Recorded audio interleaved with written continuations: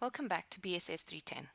Today we start with Unit 11, which is the first of our 4 engineering economics units in BSS 310. Unit 11 is all about projecting the costs or revenues of a business into the future. Cost and revenue projection are very important functions or processes within any business. That being said, it's very difficult to do with any level of certainty, and therefore in practice it's often the source of great frustration and many cartoons. I've picked 3 of my favorite Dilbert cartoons about the frustrations of cost estimation in reality. In this unit, we'll cover quite a bit of ground. We'll start off with discussing different estimation techniques that you can use when estimating project costs. Then we'll look specifically at how to develop a project budget from a network diagram. Next, we'll move into estimating the running costs and revenue projections for a business in the near future. We'll then look at one way of presenting these estimates in a budget format of BS. And finally, we'll present these estimates also as periodic cash flows on a timeline. And this will be the start of the engineering economics principles we'll come back to later when we calculate the net present value of our projects. Now, as a start, let me just say that not all estimates are created equal. Different types of estimation give you different levels of certainty. One of the roughest types of estimations that one could come up with is called the order of magnitude estimation. It's used long before we've committed to a project, when we're still just bouncing off ideas or comparing ideas to each other, something called conceptual feasibility. So when we're still thinking about whether a certain concept is within a ballpark of feasibility, we would use an order of magnitude estimate. In a business sense or in practice, this may typically take days to put together, so even though it is a sort of a back of the envelope type of calculation, it still takes some time to develop. Next up, we have a preliminary or an approximate estimate. In different industries, these types of estimates may have different names, but they boil down to the same thing. An approximate estimate is something that we need when we are considering different alternatives and we're going to start eliminating something. So order of magnitude is, like it says, you're hoping that your guess is within an order of magnitude of the real answer.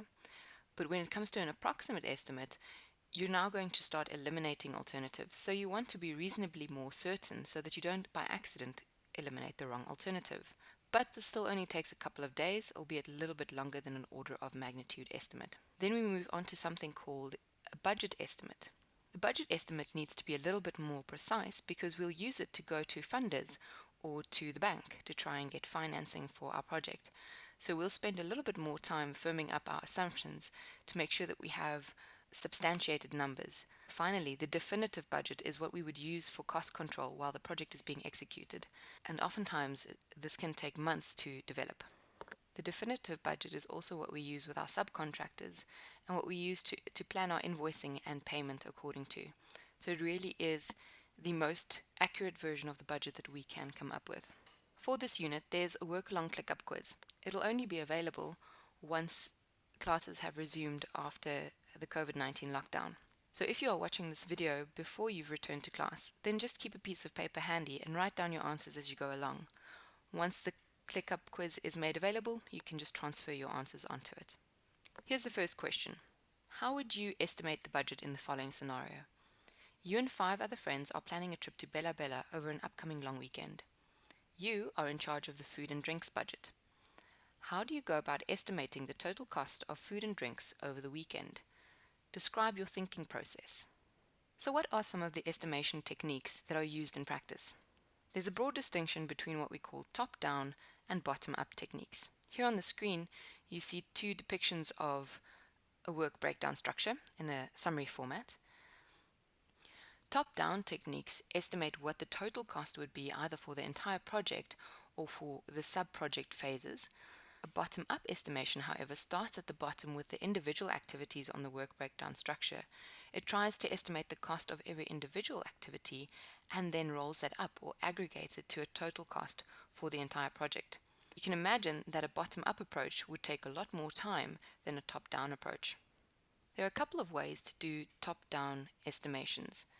4 of the ones that we'll be discussing are expert judgment, analogous estimation, parametric estimation, and 3-point estimation. There is only one bottom-up estimation technique that we'll discuss within the realm of project management, and that is using the network diagram. Expert judgment estimation is simply based on the opinion of a person or a group of people who have years of experience doing similar types of projects. It's typically a gut feel or intuition based type of estimation. An analogous estimation is also an overall estimation, but it's not just based on the opinion of one person or an expert. You actually go and look at similar types of projects and compare those projects to your project in terms of size and complexity. So if we think back to the Trent's repair and renovation project, if I wanted to do an analogous estimation of what the project could possibly cost me, I could have gone to my neighbor who has recently redone her kitchen and ask her what it cost to redo her kitchen. Let's say she gave me an amount of about 80,000 Rand to do all the work in her kitchen that she required. My next question would then be to ask her what all had to be done in her kitchen. So, how complex was the project? I'd also ask if I could see her kitchen to see what types of materials she used, whether she used granite or marble countertops or just normal formica tops like I plan to use.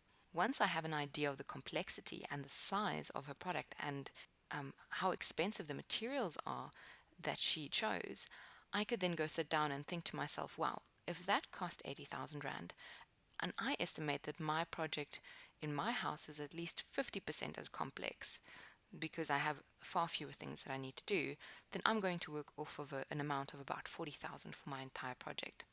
Parametric estimation sounds similar, but there's a slight difference.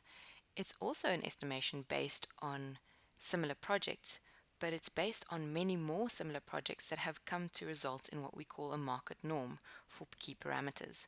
For example, if you are building townhouses in the Gauteng area, there's a certain cost per square meter that you can use in your cost estimations. And that cost per square meter is based off of the experiences of a number of construction companies that have built townhouses in the same area over the last few years. Parametric estimation is quite popular in the construction industry. Civil engineers often talk about the price per kilometer when they build a certain type of roadway.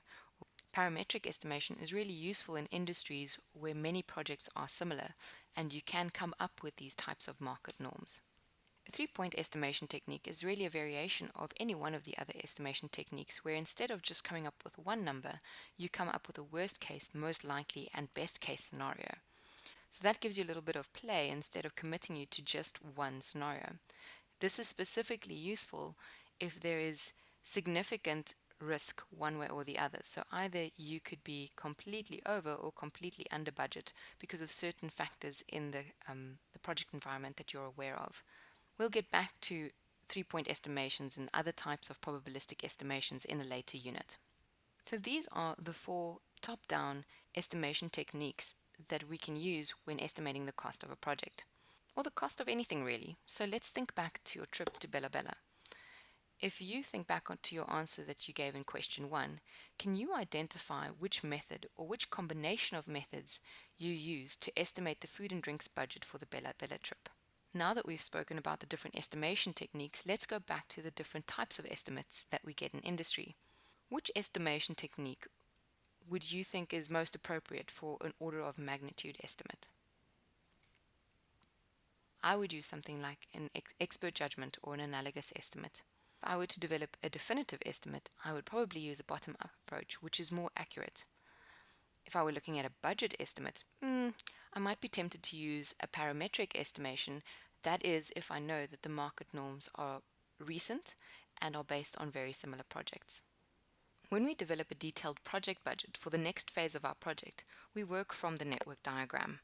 This is a bottom-up approach and can take quite a bit of time to estimate. The first step in conducting the bottom-up estimation is to estimate the labor and material costs for each activity in the network diagram. As an example, I've used here 3 activities from the Trent Repair and Renovations project. Let's look at that first activity, sealing the countertops. It was estimated that that would take 1 day, which amounts to about 8 labor hours. The type of labor that we would need to seal the countertop is not highly skilled labor, so I've estimated that that labor would cost about 50 Rand per hour, which then adds up to 400 Rand labor cost for that activity. The material cost was based on my estimated cost of the aluminium strips and the silicon itself. That is one of the reasons why this bottom-up approach could take so long, because for some activities you might actually need to get one or more quotes for the materials that you need to use. Let's look at the second activity, replacing the kitchen cupboard. That was estimated to take about 4 days, which is 32 labor hours at 8 hours per day. This is slightly more skilled labor, so I was working on a price of 100 Rand per hour, which then adds up to 2,400 Rand labor cost for that activity. The material cost is a lot more, in this case, about 6,500. To review, the terms of the loan agreement was also estimated to take about 1 day, but it wasn't a full 8 man hours in that day. Reading through the loan agreement might have taken a bit of time, but usually part of that activity is writing back to the bank with specific questions. So it might take 1 day because we are waiting for answers from the bank, but it doesn't necessarily take a full 8 labor hours. In this case, the cost per hour is my opportunity cost that I'm wasting because I'm spending time reviewing loan terms. If I was working as a private consultant, a minimum profit per hour that I could charge was 750 Rand. Remember, this is just an estimation that I'm working on for my personal project. If you were working on a larger project for a company, you would have specific rates for specific laborers that you would use. Material cost for the last activity is zero because I don't need any special material to execute that activity. So in estimating the project budget using a bottom-up approach, you would have to go through this process for absolutely every activity in your network diagram. Once you have the costs for the labor and the material of each individual activity, you need to start thinking about the overhead costs. Things like office space, furniture, consumables like printer paper or pens, any type of licenses that you might need to acquire, vehicle costs, cell phone costs, internet costs. These costs are difficult to allocate to your specific activities, but these are things that you will need to execute the project, and therefore we label them as overhead costs. Third step is to compile your project budget, or a setup budget if you want to call it that. There are many different templates available online if you want to Google that.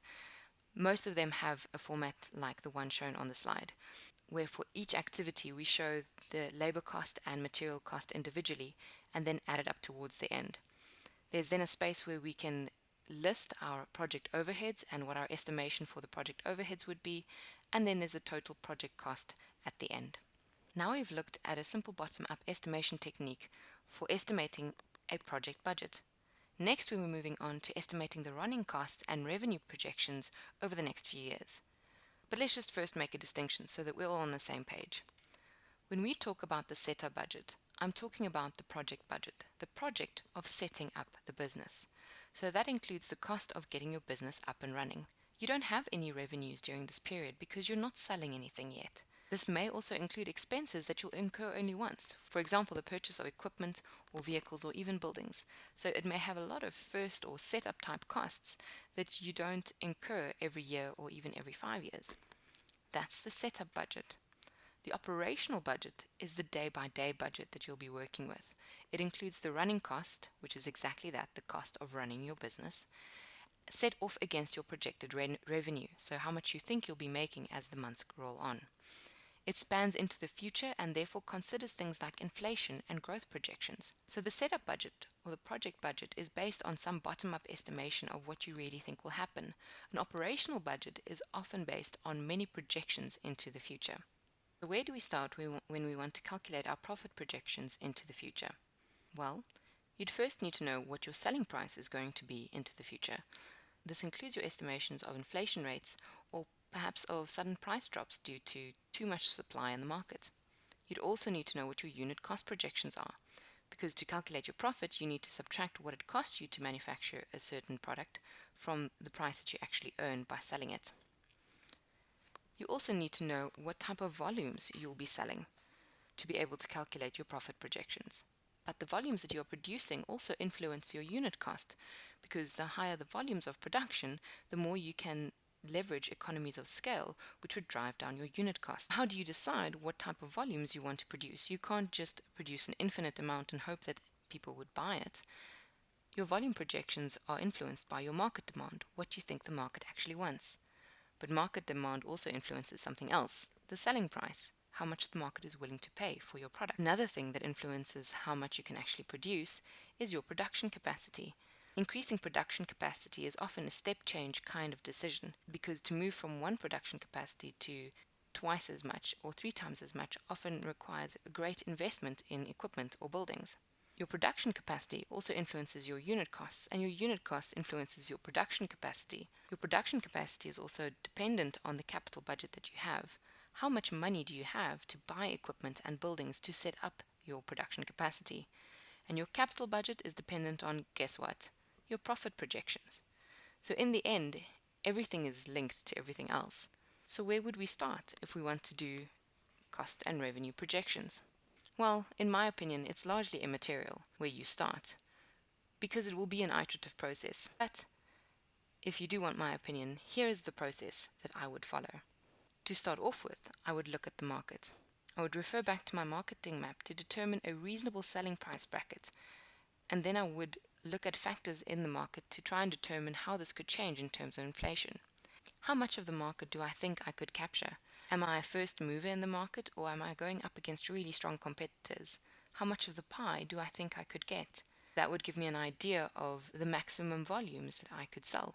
Then I'd have to think about things like how quickly can I break into a given market, given my position and my marketing strategies. Again, if I'm a first mover in a certain market, I could probably gain my market share quite quickly. If it's going to be a hard slog against existing competitors, it may take quite a while to grow to that goal volume that I've imagined.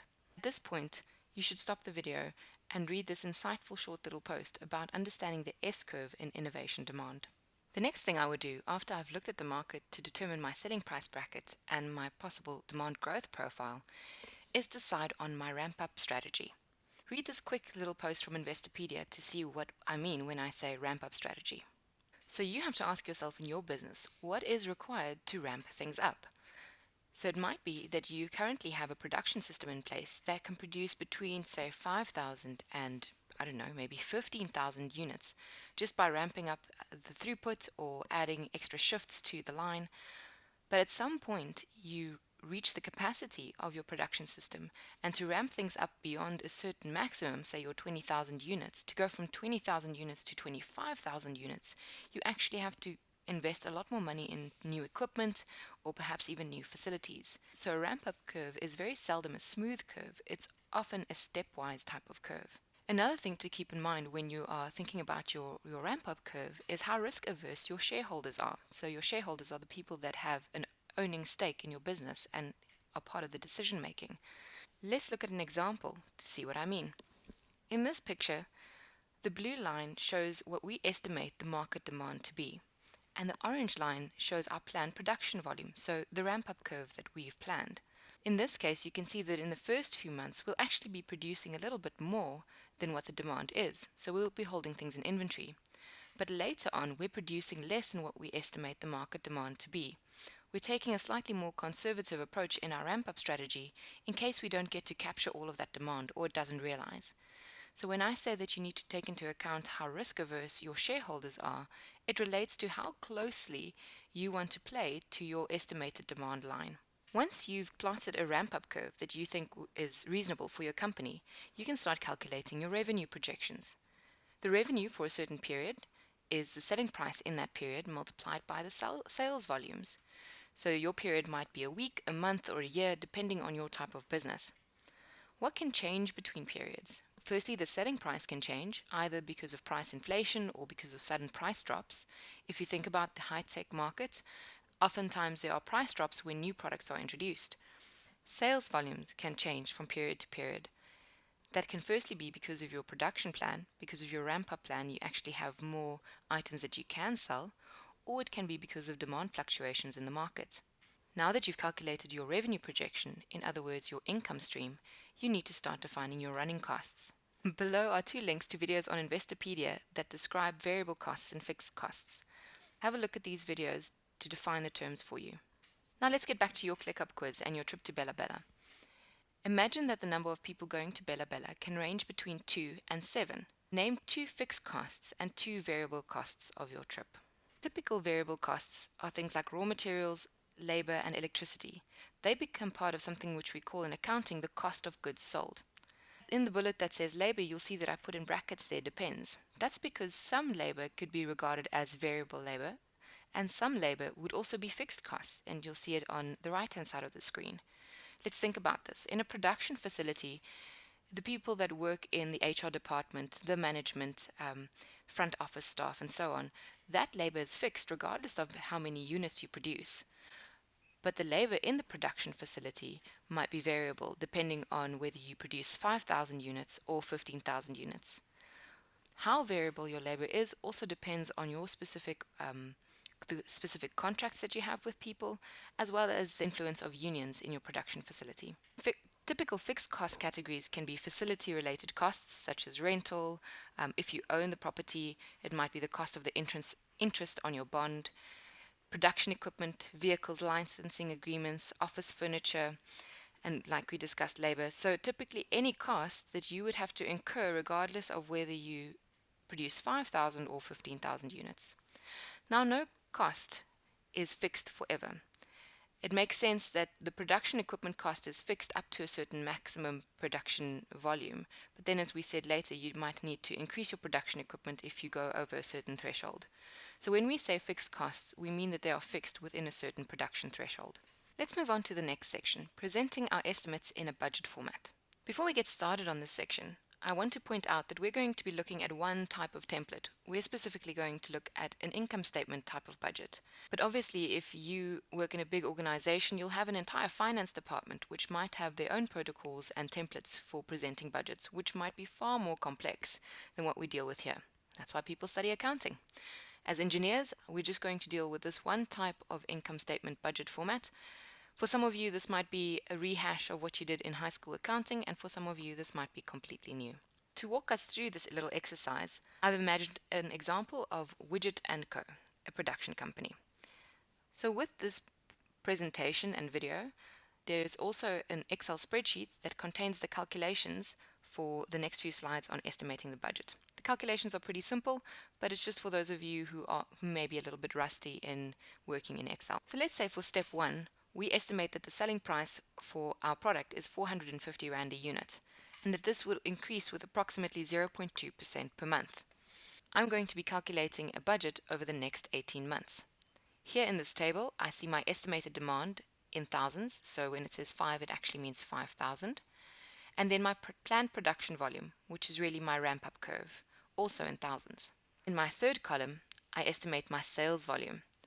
Remember that when I produce 10 units per month, but the estimated demand is only 8, I should expect to only sell 8 units and not 10. So I've calculated the sales volume, also in thousands, that I would sell each month. Now I've created a big table to calculate my gross profit on a monthly and quarterly basis, which is these last two columns over here. To do that, I first need to calculate my monthly revenue. So that would be my selling price multiplied by my sales volume. You can see that my selling price escalates slightly, and you can go back to the Excel spreadsheet to see what the formula that I used. In the end, I don't really want to have a monthly budget estimate. I would rather just have a quarterly estimate, so a quarter every 3 months. So what I've done is I've summarized my monthly revenue into quarterly revenue by just summing those 3 figures.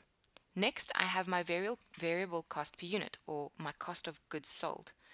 In this case, I assumed that there were labor costs, material costs, and electricity costs. My material costs were 300 Rand per unit. My labor cost was 55 Rand per unit, and my electricity cost 25 Rand per unit. I'll show you the escalations on the next slide. Fixed costs I assumed to be... Why is the slide here? That's dumb. Let's cut that out. Let's just move these slides. That makes no sense. Trying to like hash a story. I've made some assumptions about the escalations that I expect in my variable costs. I've assumed that there would be a 6% wage increase per year, and that this increase would happen after the 12th month. So here from month 13, you can see that I have factored in my 6% wage increase per unit. The material cost per unit I've assumed would stay constant because I have a contract in place with my supplier which fixed a certain rate for the foreseeable future. Then my electricity cost I've assumed would be slightly erratic, as we've seen in South Africa in the last while. So I've just factored in random jumps of about, I think that was about 10% and 8% a little bit later. In this way, I could calculate my monthly cost of goods sold based on my sales volumes. That is then aggregated to a quarterly cost of goods sold. I've also calculated my monthly gross profit because I'll need that in a little while. And I've calculated my quarterly gross profit, which is basically my revenue minus my cost of goods sold, which gives me gross profit. In terms of my fixed costs, I've assumed that my rent would be 60,000 Rand per month for the period, that maintenance would be 10,000 Rand per month, maintenance on my machine, my insurance would be 20,000 per month, and my salaries would add up to 200,000 Rand per month. These are now my salaries that are part of my fixed costs, not the labor that is variable per unit. And I've assumed for this example that there would be no escalations in my fixed costs. On this slide, I have a very basic income statement format. I've started with revenue, subtracting my cost of goods sold, which gives me my gross profit.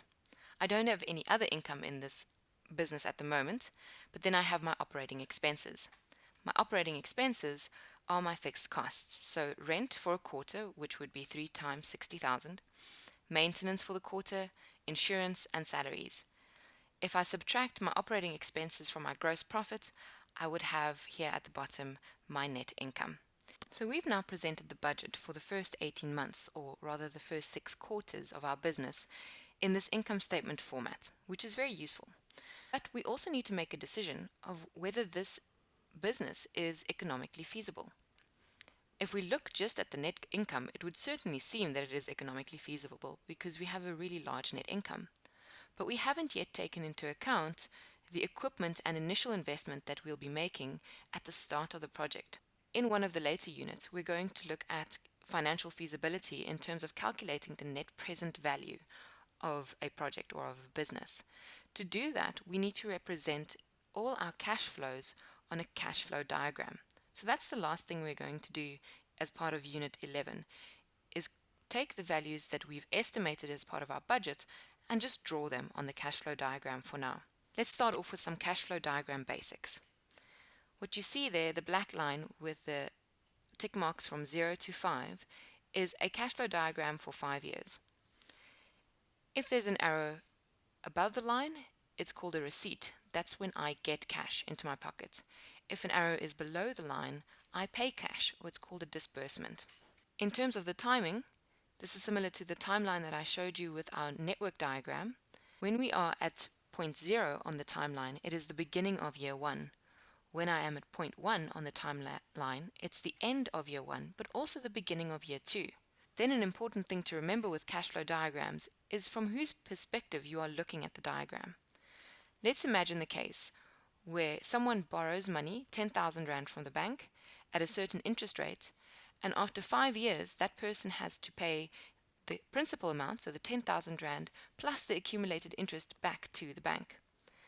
The person who is borrowing money from the bank is called the borrower, and their cash flow is shown on the right-hand side of the screen.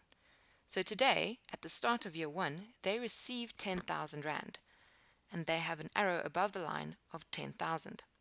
Then after 5 years, they will pay back their 10,000 plus interest, which in this case is 21,003 Rand.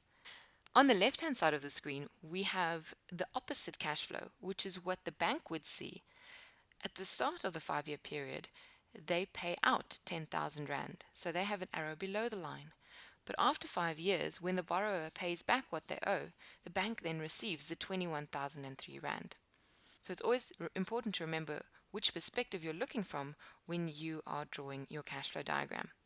We'll get back to this concept later when we look at the loans that we might need to take out to buy our initial equipment for a project. So we made our income statement budget per quarter. But for cash flow diagram calculations, we actually want to reflect our costs per month. In a later unit, when we look at our net present value and how to calculate that, we'll see that a month can make a big difference in terms of interest owed or interest earned. For that reason, we're going to break down these quarterly figures to monthly figures when we chart them on our cash flow diagram. First, let's start with our fixed costs. Here, at the start of year 1, I have a small arrow for rent and insurance for month 1, so that's 80,000 Rand. Why do I put it at the start of year 1? That's because rent and insurance are a class of expenses that we call prepaid expenses. You pay at the start of the month for the benefit of the facility or the benefit of the insurance coverage in the rest of the month. So prepaid expenses are reflected at the start of the month. Then throughout the month, people will work in your business and your machines will need maintenance, and so we aggregate our maintenance and salary costs at the end of a period. So here at the first tick mark, which is the end of month 1, we'll have our maintenance cost for the month, our salaries for the month, as well as our rent and insurance for month 2, which is prepaid for the second month. So that little arrow represents 290,000 Rand. I'll have a 290,000 Rand arrow each month right up until the 17th month. Here at the tick mark 17, I'll be paying rent and insurance for the last month, the 18th month, and I'll also be paying maintenance and salaries for the 17th month that has just gone by. So this very, very last cash flow at the 18-month tick mark is only for maintenance and salaries for the 18th month. Now I also want to reflect my gross profit per month. This is why I added in that extra column in the Excel sheet to calculate my monthly gross profit. Those figures now need to be reflected on the cash flow diagram. So on the cash flow diagram, all my figures are in thousands, and each one of these arrows at the top represent my gross profit. These arrows aren't all to scale. A further simplification that you can go do is to simplify the cash flow at the end of each month. So here at 0, the 80,000 would stay as it is, but if you wanted to simplify the arrows at the end of the first month, you could say 350,000 minus 290,000 and then just have the residual arrow of 60,000 here at the top.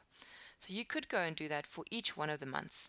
The important thing to remember is that you can't move arrows across months up and down the timeline without accounting for inflation or interest. We'll get to that in a later unit. But if you want to simplify the cash flow itself, you can add and subtract arrows that occur at the same point in time on the cash flow diagram. So what did we cover in this unit? We looked at different estimation techniques. We looked at a bottom-up method of developing a project budget from a network diagram.